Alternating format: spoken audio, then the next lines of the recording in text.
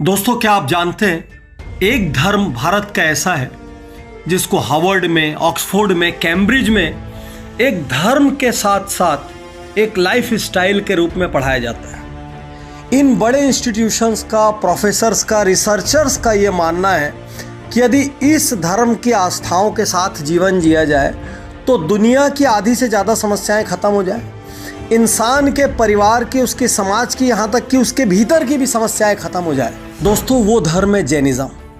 और आज मैं आपको जैनिज़्म के 5 ए बताने जा रहा हूँ। इन 5 ए को अपनाकर आप जीवन में, व्यापार में, परिवार में, समाज में कहीं भी बेतहाशा तरक्की और समृद्धि हासिल कर सकते हैं। आप सदा स्वस्थ रह सकते हैं, भीतर से खुश रह सकते हैं और इस तनाव भरी दुनिया का हर क्षण आनंद से बिता सकते हैं। दोस्तों, क्या है वो 5 ए? उसके पहले मैं ये बताऊं कि लोगों को ये भ्रम है कि जैनिज़्म जो है भगवान महावीर से शुरू हुआ है, क्योंकि महावीर जयंती के नाम से हमको एक हॉलीडे मिलता चला आया है, इसलिए सबको ये लगता है कि जैनिज़्म मीन्स भगवान महावीर। जबकि जैनिज़्म में 24 तीर्थंकरों यानी 24 भगवानों की श्रृंखला होती है, उसमें भगवान महावीर 24वें हैं और उनके लाखों साल पहले ये ऋषभनाथ भगवान से शुरू हुआ था।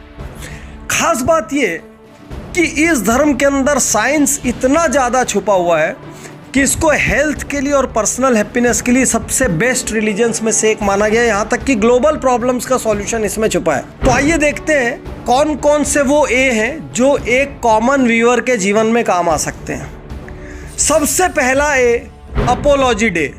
अपोलॉजी डे को जैनी कहते हैं क्षमावाणी। जैनिज़्म में एक खास दिन मनाया जाता है जिस दिन आप हर जानने वाले से और कई बार अनजान व्यक्ति से समाज के उसके पास भी जाकर कहते हैं उत्तम क्षमा, मतलब साल भर मुझसे जो गलतियां हुई उसके लिए मैं माफ़ी चाहता हूं और आपको माफ़ करता हूं। बहुत सारे ऐसे घर जहां पर महीनों से, सालों से बात बंद होती है, वो बात कई बार ऐसे मौक़ों पर शुरू हो जाती है। कई बार दोनों पक्ष ईगो की वजह से एक दूसरे से मन की बात नहीं कह पाते और उस दिन वो उत्तम क्षमा कहकर जब गले मिलते हैं या पैर छूते हैं, वहाँ से कम बातचीत शुरू हो जाती है। सोच कर देखिए, जैनिज़्म के अपोलॉजी सिद्धांत पहले ए को यदि आप अपनाते हैं तो आपके रिश्ते बहुत अच्छे रहेंगे और आप हर रात तनाव मुक्त होकर सोएंगे, क्योंकि आपके जीवन में नकारात्मकता नहीं होगी। जैनिज़्म का दूसरा ए, अहिंसा। कभी कभी सोचता हूं कि भारत और पाकिस्तान अपना इतना बड़ा बजट हथियार में लगा देते हैं। सोच कर देखिए, यदि दुनिया में हथियार ना होते तो क्या होता? ये सारा पैसा कहाँ खर्च होता? ये सारा पैसा एजुकेशन में खर्च होता, हेल्थ में खर्च होता, बेसिक फैसिलिटीज में खर्च होता। तो मैक्रो लेवल पर यदि अहिंसा को अपनाएं तो विश्व की सैकड़ों प्रॉब्लम्स का सॉल्यूशन हो सकते हैं। माइक्रो लेवल पर यह अहिंसा क्या कहता है? ये कहता है डोंट किल, किसी को मत मारो। जैनिज़्म में एक चींटी चूहे को भी नहीं मारते, घर में चूहा मारने की दवाइयाँ भी नहीं रखते, क्योंकि चूहा मारने से भी दोष लगते हैं। चूहा कपड़े को काट जाए वो ठीक है, लेकिन चूहे को नहीं मारेंगे। लेकिन अहिंसा का सबसे ब्यूटीफुल चीज़ क्या है? सबसे ब्यूटीफुल चीज़ है non violence even in speech, यानी आपने मुंह से भी किसी को गलत बोला तो भी वो हिंसा है। और उससे भी बड़ा दोस्तों, क्रांतिकारी, यदि आपने मन में भी किसी के लिए गलत सोचा तो वो भी भाव हिंसा है, हिंसा इन थॉट्स।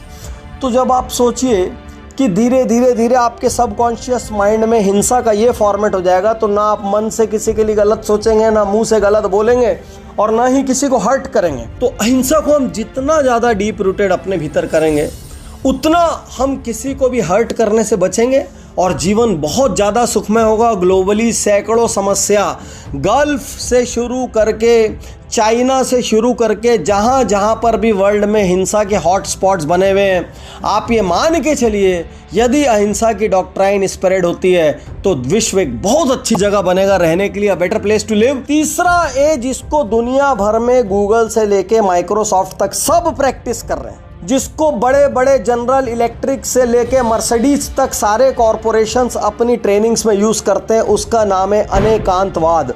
अनेकांत मीन्स मल्टी साइडेड, वाद means doctrine. So multi sided doctrine क्या कहती है? मल्टी साइडेड डॉक्ट्राइन ये कहती है कि हर इंसान का अपना एक व्यू पॉइंट होता है, उसके व्यू पॉइंट को भी समझो। तो कभी कभी जो कहते हैं ना कि सामने वाले के जूते में पैर डालकर देखो, बिजनेस में कहते हैं कस्टमर क्या सुनना चाहता है वो समझो, कस्टमर की रिक्वायरमेंट समझो, कस्टमर बन के सोचो। ये सब कुछ क्या है? अनेकांतवाद। यदि आपके पुत्र से लड़ाई होती है तो एक बार अपना पुत्र या बेटा बन के सोचो, बिटिया बन के सोचो। पार्टनर्स में लड़ाई हो रही तो सोचो वो ऐसा क्यों कर रहा है, वो बन के सोचो। तो हमारे सारे विवादों की जड़ क्या है कि सामने वाला हमारे हिसाब से काम नहीं करता। हर पिता अपने बेटे से क्यों नाराज रहता है? वो मेरी नहीं सुनता। बेटा क्यों नाराज रहता है? पापा मेरी नहीं सुनते। हस्बैंड नाराज रहता है, वाइफ नहीं सुनती। वाइफ नाराज रहता है, हस्बैंड नहीं सुनता। कोई किसी की नहीं सुनता।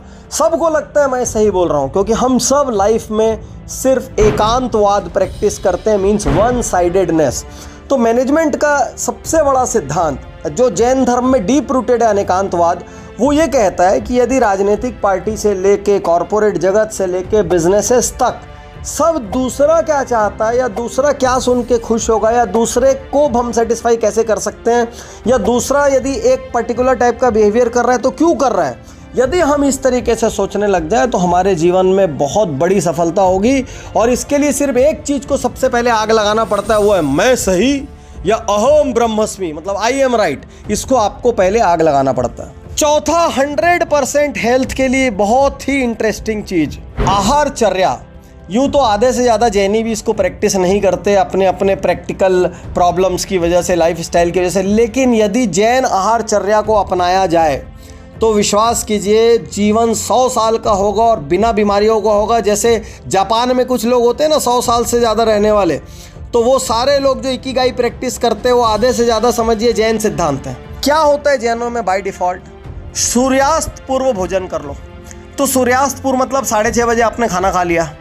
अब अगली सुबह मंदिर से आने के बाद 9 बजे लगभग आप पहला अन्न लेते हो, तो 15-16 घंटे की इंटरमिटेंट फास्टिंग आपकी हर दिन होती है, 365 दिन। तो जैन तो बाय डिफॉल्ट बचपन से इंटरमिटेंट फास्टिंग करते हैं। हालांकि बहुत सारे घरों में अब ये टूट गया है, लेकिन जो भी करते हैं वो 60 साल 70 साल 80 साल तक भी फुर्तीले रहते हैं, एजाइल रहते हैं, उनको बहुत सारी समस्याएं नहीं होती। वो इंटरमिटेंट फास्टिंग जिसकी आज चर्चा पूरी दुनिया में हो रही है वो जैनिज्म में डीप रूटेड है बाय डिफॉल्ट। इसीलिए यदि आपको लंबी उम्र चाहिए, स्वस्थ शरीर चाहिए, तो आप जैनिज्म की लाइफ स्टाइल अपना लें, जिसमें से सबसे स्पेशल चीज़ है उनकी भोजन शैली जो अपने आप 365 दिन इंटरमिटेंट फास्टिंग करवाती है।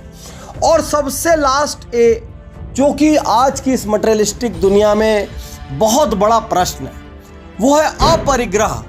अपरिग्रह मतलब धीरे धीरे धीरे करके वस्तुओं का त्याग कर देना, उतना ही रखना जितना ज़रूरी है। हालांकि जैनी भी 50, 70, 80, 90% तक ऐसा नहीं करते हैं, लेकिन करने लायक चीज़ है, one of the most powerful elements है। इसीलिए आप जैन साधुओं को देखेंगे तो जैनों में भी अलग अलग सेक्ट होते हैं। श्वेतांबर सेक्ट में वो बिल्कुल सफ़ेद कपड़ों पर आ जाते हैं। दिगंबर सेक्ट में जब आप बढ़ेंगे तो वो तो कपड़े भी छोड़ के पूरी तरीके से न्यूडिटी की हद तक मिनिमलिज्म में चले जाते हैं कि हमारे पास ऐसा कुछ नहीं होना चाहिए जिससे मोह है। आज सारी दुनिया में मिनिमलिज्म की बात चल रही है। लोग कहते हैं उतना ही रखो जितना ज़रूरी है, बाकी सब वेस्ट है। जितना ज़्यादा ताम झाम पालोगे उतना ज़्यादा उसको मेंटेन करने का टेंशन, उसके लिए अर्न करने का टेंशन, अर्न करने के लिए गलत करने का टेंशन। तो जैनिज्म कहता है अपरिग्रह मतलब उतना ही रखो जितना ज़रूरी है, बाकी जितना एक्स्ट्रा है उसको दान करते चले जाओ। क्योंकि आज हमारे असंतुष्ट रहने का मेन कारण क्या है? दूसरे के पास एक्स मॉडल की गाड़ी है, हमारे पास नहीं है। दूसरे के पास इतना बड़ा बंगला है, हमारे पास नहीं है। उसका बच्चा इतने बड़े स्कूल कॉलेज में जाता है, हमारा नहीं जाता। उसके पास इतनी बढ़िया ज्वेलरी है, हमारे पास नहीं है। हमारा मेन प्रॉब्लम क्या है कि दूसरों के पास XYZ है और हमारे पास नहीं है। यदि यही अपरिग्रह या मिनिमलिज्म हमारी लिविंग फिलॉसफी होती तो इनफैक्ट हम ये परेशान हो रहे होते कि भाई मेरे पास ज़्यादा क्यों है भाई, कम कर जरा। तो मैं आज आपसे कहना चाहता हूँ कि यदि जैनिज्म के 5 प्रिंसिपल्स, 1 अपोलॉजी डे, 2 अहिंसा, 3 अनेकांतवाद, 4 आहारचर्या, 5 अपरिग्रह, ये 5A बहुत सिंपल 5 है। यदि आप याद रख ले, आप किसी भी धर्म के हो, पंथ के हो, भाषा के हो, बोली के हो, देश के हो, इससे कोई फर्क नहीं पड़ता। यदि हमको एक शानदार अद्भुत जीवन चाहिए जिसमें खूब हैप्पीनेस हो, जॉय हो, पीस हो, जिसमें खूब सारा सक्सेस भी हो, लेकिन उस सक्सेस के रास्ते में बहुत कुछ गलत ना करना पड़े, तो जैनिज्म एक आइडियल लाइफ स्टाइल है। दुनिया की टॉप मोस्ट यूनिवर्सिटीज़ ने जैनिज्म को एक लाइफ स्टाइल के रूप में दुनिया की बेस्ट लाइफ स्टाइल्स में से एक कहा है। तो आपको इसमें से सबसे अच्छा क्या लगा? आप क्या अपनाना चाहते हैं ये मुझे ज़रूर से ज़रूर बताएं। शुक्रिया, धन्यवाद, थैंक यू।